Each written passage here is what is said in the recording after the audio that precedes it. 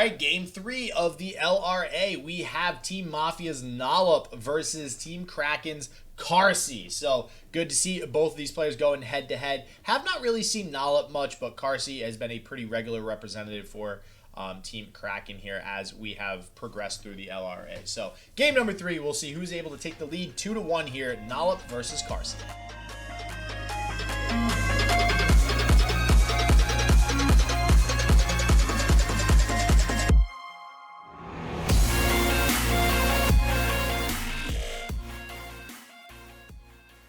Sounds good. So, but very, very excited to see this game. So again, right now, both teams tied. So we have Kraken versus Mafia Esports, both tied up at 1-1 currently. And as for the first 2 games that we saw, it was Team Mafia's Vig taking it home versus Haughty, and we had Team Kraken's Metalex taking it home versus Daigurin. So we'll see who is able to get the better of the other here in game 3 between good old Carsi and Nollop. And I gotta give the advantage to Nollop. This aggro lineup looks like it's going to work out really well into what Carsi has brought, and I might have to take it back as the players are about to get into mulligans here, and we're opening with Scouts versus the Leona Asol. Scouts versus Leona Asol. Okay, so Scouts wasn't banned. Leona Asol looks like it's on the table here. I'm curious to see if the Field of Rush was banned, so that'll be interesting. I'd be really surprised. I mean, I cannot hide my surprise over the fact that this Leona Asol made it through the ban phase. I thought that this was definitely the scariest deck given Nollop's lineup. Yeah, no, I got to agree. I feel like this one is very hard for an aggro lineup to actually overtake here because of, we talked about earlier, the star shaping, even just all the removal in general, right? You have things like single combat, you have things like concerted strike that are just going to be able to remove Jinx and Draven if you're going up against discard aggro. In this case, going up against Scouts, Misfortune and Quinn are going to be those priority targets, or usually a Genevieve you're going to want to get the heck off of the board as quickly as possible. And even drawing into 2 Daybreak units with a Leona on turn 4, this is looking to be like a pretty quickly leveled up Leona. Uh-oh. Yeah, I'm curious, what did Nollop just like... Nope, I think... multiple Darius emotes to me screams my hand is garbage, but to have a Fleet Feather tracker on turn 1 following those Darius emotes leads me to believe it's not that much garbage. I mean, it's possible that you accidentally mulligan something like a Misfortune that you didn't mean to. Okay, yeah, that is a good point. Just making that small kind of error in what you wanted to keep and what you wanted to toss. Or maybe Nollop, who, has brought my other, sort of my favorite aggro lineup, has once again taken a page out of my wisdom and said, oh, wait, I was supposed to ban this deck. Yeah, all right, listen, that's a little late to be realizing that. I don't know if you're waiting that long to go ahead. You're sitting there in Runeterra ban and you're like, okay, yeah, this is dragons. I can handle dragons. And then you're like, wait a minute, no. I saw the Eclipse Dragon and said that's a dragon deck, but oh my gosh, it's Leona. This is going to be a bit of an uphill battle for Nollop, but it's not unwinnable by any stretch of the imagination. You can still get ahead on board, as Nollop has done in the early turn, not losing anything thanks to this. What is more staple than bread and butter? Because calling Fleet Feather into Brightsteel Protector, this is more bread and butter than an actual bread and butter. Yeah, with the attack token on turn 2 as well. So that is the dream with Scouts. So Nollop clearly has a decent hand, but actually, did we just burn 3 mana there? Yeah, we did, and I'm telling you, there's the Misfortune. Misfortune on accident. I'm almost positive you're right. It's definitely Misfortune going bye-bye there, and that is unfortunate for Nollop. But we do get Valor, so maybe we've drawn into another Misfortune. Who knows? This is a great play if we did draw into Misfortune, and this is one of the reasons why Scouts has become so prevalent, is Blinding Assault is redonkulous with an early Misfortune. And this is a curious position for Carsi. Do you throw down the Leona here and say, yeah, take that Brightsteel Protector off the table, let me, I'll get challenged, whatever. Or do you try and save it for the potential Grizzled Ranger that's going to come out of Nollop? He does still have full unit mana, and we are just going to throw out this Leona. We still have the Pale Cascade on backup. It's not like we're worried about it dying this turn to really anything. We can even just have it, maybe get pulled by this Valor and then still take some damage from a Grizzled Ranger. I'm curious to see if Nollop actually does have this 4-drop available. There it is. I told you, play the Blinding Assault. There is a Misfortune coming down, baby. And that means all right, no, what was with those Darius emotes then? It had to be you screwed up the ban. And I would imagine the Pale Cascade probably going to come out here, actually. He still could have mulliganed the MF and just lucked out and top decked it. Yeah, that's true. So, but actually, do you Pale Cascade here? Your opponent still has another challenger. Generally, things look rough if your opponent does get the sort of free attack with the Valor into a 1 health unit while they have the Misfortune. Guarantees the 2 ticks of the evolution. Now we are at least going to have to sacrifice this Fleet Feather Tracker as well. They'll get to push a little bit more damage for it, but you have to do things like this to just get that Misfortune accelerated as quickly as possible. I think it's worth it to sacrifice the Fleet Feather Tracker here. Yeah, I don't know. It's tough. I guess on the side of Nollop, I'm trying to think of what you're worried about as far as losing your board presence or your field in general. Single combat and concerted strike obviously are a concern. Yeah. But I don't know if your opponent's ever going to single combat or concerted strike a Fleet Feather. So I think, ooh, okay, never mind. That answers that question. I was going to say the one concern that Nollop could have is if they don't have another scout, then they are still just a little bit further off of leveling this Misfortune and might be considering, maybe I'm in a position where I don't play for the Misfortune level up. Listen, we saw the Darius emote, and now we just saw the Shen emote from Carsi, and I know why. That is literally, this is the nuts so far for Nollop, right? This is what you want. You even had the Sharp Sight to trade the Fleet Feather onto the Leona with the Misfortune effect. That is hard to pull that exact interaction off. Yeah, and if we see a Genevieve on 6, man, that is just everything that you could want and more out of this scout deck. Yeah. Nollop starting off definitely in the driver's seat. Curious to see how it is going to play out because this was supposed to be the good matchup for Carsi. All right, let's see it. Bannerman, Genevieve, and we have the 1 mana left for Ranger's Resolve on turn 6. Quinn. There's Quinn. So yeah, we've got this. Oh man. Is there a judgment in this deck? Let me check. There's no judgment. Oh no. Neither player's running judgment. This is a scam, a fiesta. This is gonna be Show me the real game. This is gonna be. I mean, we do have the Comet for the Misfortune to I guess prevent that level up. But if we use Comet next turn, actually you might need to use. Oh no, that does. It's only followers. You might have to Equinox the Valor. You still have a Scout though. I mean, yeah, you still have a Scout, but I mean, you got to do what you got to do. We're probably gonna Comet the Misfortune next turn, so at least that's not going to level up. That is tough luck, man. But I mean, so the problem is if Genevieve. Okay, so I actually hold the Equinox because if Genevieve comes down next turn, I don't think you can actually Comet the MF. Or maybe you're gonna have to, and then you're gonna have to Equinox the Genevieve, but. I don't even know. You probably won't have the time to do both, and yeah, it looks like we are going with the Valor. It's awkward because you would have to Comet Misfortune if that levels the game ends immediately, but then Genevieve already gets off the Scout challenge, so it doesn't even really matter. And yeah, this is just looking like game for Nollop. Do you have the insult to injury? Show me that Genevieve Elmheart. Wow, this is the nuts for Nollop. So for a game that we thought this was going to be the difficult matchup, Nollop is completely taking over versus Carsi. But what this does mean though is that whatever wasn't banned from Nollop does still have to go up against this deck, and both decks I think will have an issue. Actually, I'm curious to see if discard aggro is banned. If discard aggro is banned, I think Go Get It miss rates actually have a really good shot of beating this deck from Carsi. Yeah, those miss rates do not die to single combat easily, and something like Risen Mist is a really big gotcha card that's hard to play around, just giving that additional boost to a miss rate that you were trying to remove with something else. Yeah, wow. Whew. And here's the Scout. I was a little afraid that Nollop might screw it up and go in with the Valor. Just forgets that it's silenced. Yeah, I could see that every once in a while.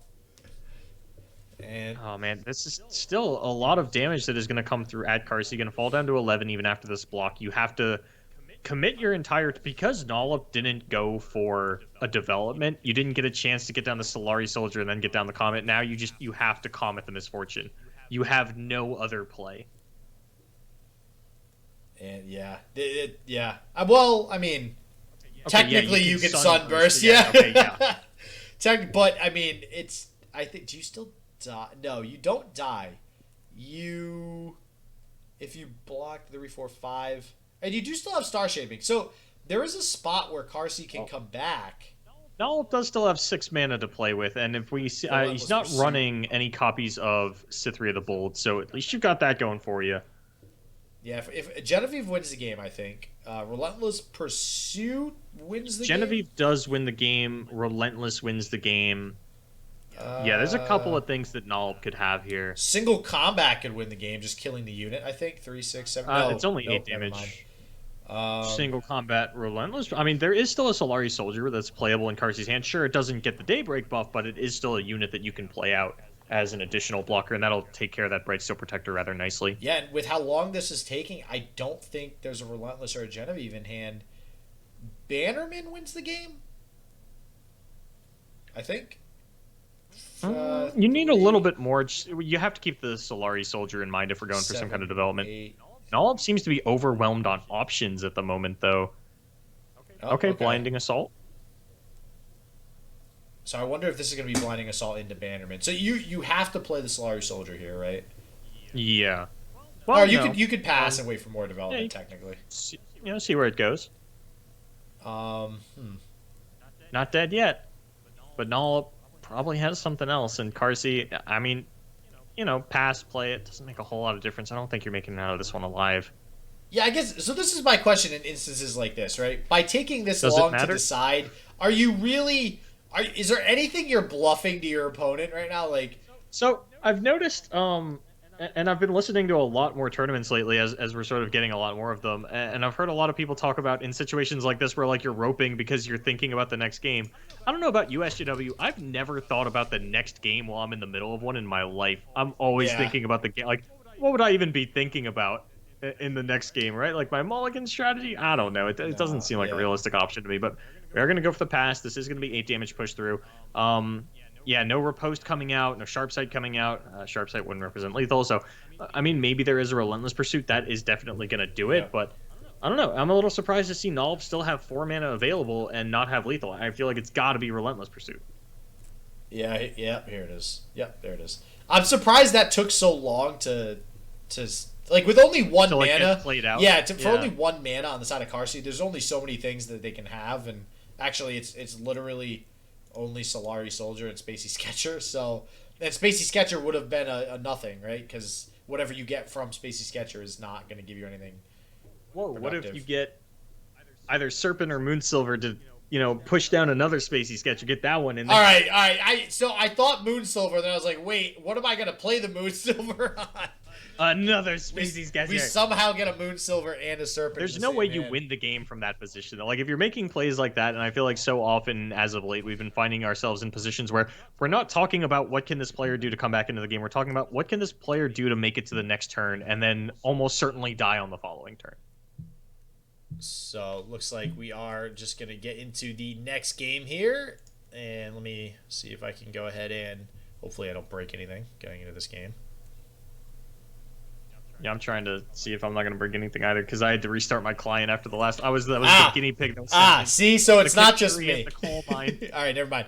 Hold on, it's not loading yet. So I feel like when you click spectate and it doesn't immediately load or load quickly and it takes a little while, it's because they're in between games and they're not playing. We'll figure this out. And it just kind of bugs out a little bit. So one day. So I'll let you be the guinea pig again. I am not gonna enter the game until you are successfully in the game. All right. So, in the meantime, let's go ahead. So, just for anybody who's just joining us, we are tied up 1-1 right now between Team Mafia Esports and Team Kraken. And we are currently in Nollop versus Carsi right now, with Nollop there taking game 1 with Scouts. So, Scouts still a thing. I feel like Scouts got a little bit worse with this last patch, but Scouts very much still prevalent. I feel like Scouts, it's weird because this is a unified tournament, not a region locked one. So there's not as, there's basically no Bilgewater overlap, but I do feel like with Star Spring being as good as it is and with Shen Fiora being as good as it is, in a region locked tournament, you're probably not going to see as much Scouts, but here it does seem fine. I know that players haven't been super excited about the Bannerman decks. They've been, around forever, and also just Scouts came out in response to a slower meta. Mm-hmm. The meta is speeding up a little bit, but there's still plenty of things for you to pick on. Not only just the new things the players are trying out, but also if Ezreal is going to make a resurgence, then yeah, Bannerman is going to do pretty good into that. Yeah, 100%. And I'm very curious to see what this ban was. Was it the go get it miss rates, or was it discard aggro? Because if it's go get it miss rates and we see it go up against this Leona Aurelian Soul deck, I really feel like Nollop is going to have the advantage. And I want to see it if was we're discard right. aggro. It was discard aggro? Oh, man. Yep. All right, let's go ahead. I'm stuck again. Man, my poor canary lungs. Hey, we got it. All right, cool. So, all right. Wow. So we're going to have go get it miss rates, which I am happy to see here because I did want to see whether or not this deck does live up to the hype. Going up, though, against Feel the Rush, so he switched it up. I think that Carsi realizes that it might be a little bit of a bad matchup for Leona Aurelian Soul. So let's try to get this win under our belt first, give it to a game 3. Let fatigue set in for Nollop, and then maybe beat him in game 3. We got started with the Tasty Faith Folk here, which is really good, and even better. Wow. So, okay, this is really bad for misrates. This is Icequake going into... I almost certain that turn 5 we'll see an Icequake. And if that's the case and Carsi can set this up, this is going to be a pretty clean win for Carsi. Now, the question is going to be, can Nollop develop a board around it? And let me tell you, when you're playing around this much removal as an aggro player, it is not easy to try to develop a board, try to deal damage while you know your opponent has multiple Avalanche, multiple Icequake, multiple ways of dealing with your units. Yeah, and it's really just a matter of being able to manage your resources enough to say, okay, yeah, let me commit just enough to the board that my open attack is scary, but you still feel like you have to use the board wipe that you have, and then I can go ahead and redevelop a little bit more. Elise is a great opener for something like that, and, you know, Mist Wraith on 4 is going to be even better because that does play around the Avalanche pretty well, but still feels like, you know, maybe not at this point in the game it needs to get forced out, but you do have to respect things like, you know, a Risen Mist's sort of open attack. I know we call everything an open attack, but when you play a burst spell, that's still actually an open attack. I don't care if there's an additional unit on board. It's a surprise. So basically, the whole thing with open attack is that your opponent doesn't have a chance to summon anything or respond in response to you summoning anything. So, yeah, Risen Mist, I gotta say, I'm really impressed with that card in general and what it can do. And we're one turn away from this Icequake. Ooh. The attack token will be on Carsi's side, though, for turn 5. So, curious to see if that'll make a difference here. Oh, yeah, this Icequake is going to feel so juicy. Now, the question is, does Nollop sort of scuff his attacks by not attacking with the Elise because you don't want that Spiderling to get developed and get blocked by the Tasty Fae Folk? Or do you say, you know what, the damage that I'm pushing through is worth it. I really don't want you to be able to kill, like, my Wraith Caller or my Mist Wraith or any of these other units. Like, I'm fine if you want to kill the Spiderling. And then, I mean, Carsi, his turn's pretty telegraphed as well. Probably going to throw out a Concussive Bomb somewhere. I would even like to see it pre-combat, and that is what he's going to go for. Yeah, I'm actually... I guess you really don't have a choice but to play the Concussive Bomb just to play mana efficiently, because it just kind of feels bad that you're still committing this much to the board. But this will keep you as healthy as possible, and it will still set you up for an Icequake. The problem is, if you're on turn 5, and you have 8 mana, and you just pass over to Nollop, I don't know if you actually convince Nollop to play anything, knowing that there's an Icequake in play. So I'm curious to see how that turn goes. But it does seem like we are going to go ahead, like you mentioned, set up the block onto the Spiderling, block this Arachnoid Horror as well with the Fearsome blocker. One great thing about Concussive Bomb is that it does spit out a Fearsome blocker. So if anything, that card might have actually gotten better just by the fact that it does summon a 3 attack unit with all these Fearsome decks floating around now. So if we hover it looks like we're still deciding how we're actually going to line up these blocks, you know, moving it away from the Spiderling.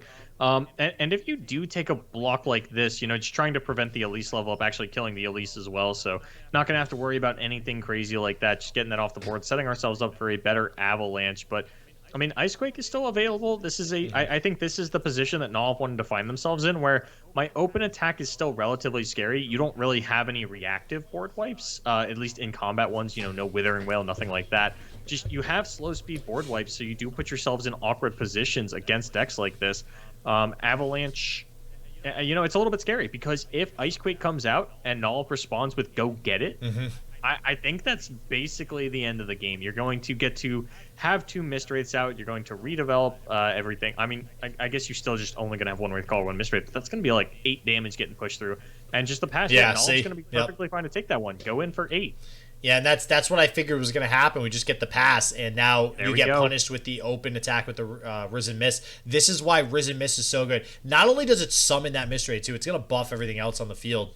And like you mentioned, everything is, for the most part, slow speed. We have this concussive palm to kind of save face a little bit, but man, this is going to feel bad. And so we can kind of see the interaction between a burst speed spell and a fast speed spell there, where unfortunately that 3/2 blocker that's summoned with concussive palm is not going to actually come out fast enough, ironic because fast speed spell, to actually block one of these fearsome Mist rates, unfortunately. And that is why Risen Mist is one of the few cards, actually. I think Jury Rig is a burst speed summon. Are those the only 2 cards? That sounds right, but I'm not willing to put money on that one. Yeah, I feel like there's one that we're missing, but... I mean, someone's going to say rummage into Flame Chompers. That... all right. Yeah, no. Right? Like... Yeah, what is that?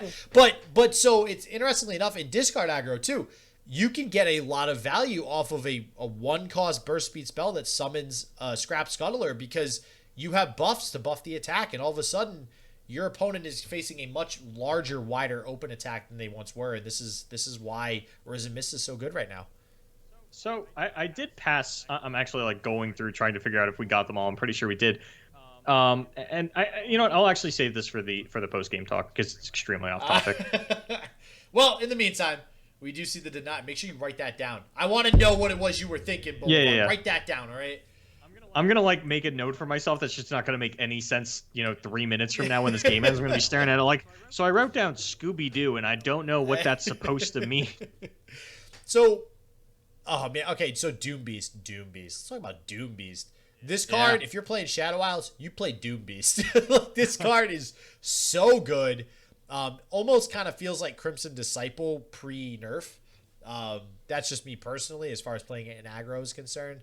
But again, we're in a turn right now with Carsi where it feels really awkward to go ahead and play this Avalanche, because you play the Avalanche into a full field, into an opponent that has full mana, 9 mana total, that they can just redevelop. And that now you're down 1 Avalanche. Now, the saving grace here is that Carsi does have 2 Avalanche. So we can go back-to-back Avalanche if things do get a little hectic over here, but... I got to imagine Nollop would probably summon a Wraithcaller at that point, and that will not die to the second Avalanche, which is still going to put you hurting going into the next turn. Yeah, and Avalanche doesn't, leave you with deny mana, so we could even see a go for it or a go get it or whatever it's called come out onto the Wraithcaller, get us a big Mist Wraith for the following turn, and it looks like the pass from Carsi saying, you know what, 7 damage is enough. I'm actually willing to take that, which could be a little bit scary. Does still have the deny for the following Doom Beast, but there are some big considerations to make on the denies in a matchup like this, because yes, Go Get It is a prime target, obviously Doom Beast one as well, but there are 2 copies of the Harrowing in Nollop's deck, and if you throw out all of your denies and then die to a Harrowing, yes, you have Ice Quake as sort of a backup answer, but I feel like there's a lot that could get expended here by Nollop before Carsi can actually find that window. So I'm a little concerned that Avalanche just came out, because I'm almost positive that Stygian Onlooker was a bait. Yeah. It was lethal though. Yeah. Well, okay. Well, no. If it goes back down to 2, it was lethal. Yeah. It was 2, 4, 6, 3. No, that was. Wait, God, I can't count. No, that was only. So at least it's 3. Oh yeah, 3 plus 2. 2 is 5 plus 4 is 9. Plus 4. Okay, we did it. We did it. Yeah. Okay, so and then this is 1 shy of lethal, barely. And yeah, that's the best part about this deck that Nollop's playing, right? We have Harrowing. Harrowing is just a blowout card. Once you get to that point, there is even if you have something like Icequake, really the only counter to Harrowing is Ruination. And Carsi does not have access to that card. We do have we do have Singular Will. So Singular Will is an equal response to something like the Harrowing, like Ruination would be. However, when they get recalled, they turn into they're ephemeral still, right? Or no? Yeah, they're still ephemeral. I mean, Icequake would do it against this deck. I think the only thing it doesn't kill is leveled Nocturne. Yeah, you might be. Yeah, it's only leveled Nocturne. Yep. Yeah, that is the only card. So if leveled Nocturne comes out of it, then Icequake, or doesn't come out of it, then Icequake would actually be a board clear. So not even actually worried about that. So I take that back. Okay, so the go get it onto the Nocturne to create a Nocturne's Unspeakable Horror for lethal. Wow. Wow. Okay. Okay. I gotta say, I've played this deck a fair amount, and I have not come upon that line to win a game. And that's why like this Mistrate deck is Wow. so for one of what was previously one of the most straightforward aggro decks in Legends of Runeterra in the Fearsome. You see a unit, you play it on curve all the way up until your opponent can't deal with your Fearsome units. This Go Get It is so flexible. One of the first times we saw this deck, we saw a defensive use onto a Frenzied Skitterer in combat to reduce the attack of all of their opponent's units to actually save the game. Now seeing the Nocturne's Unspeakable Horror get created by it, this card does a lot of work. It's extremely flexible in this Mistrate deck. Yeah, that's insane. And that's why I love this deck so much, is that one card alone actually allows you to do so much. Like you mentioned with the Frenzied Skitterer, that's probably my favorite way to use that card. But like every card in that deck, you just saw it there with Nocturne. All right, Nollop from Mafia Esports pulling ahead again, 2-1 over Kraken. So we'll see game 4 here. If Mafia is able to take home the W, that's going to do it. That's going to be the end of the series, and they're going to take home the victory. So can they do it in game 4? We shall see. But until then, as always, everybody stay healthy, stay positive. I hope it just works for you. Peace out.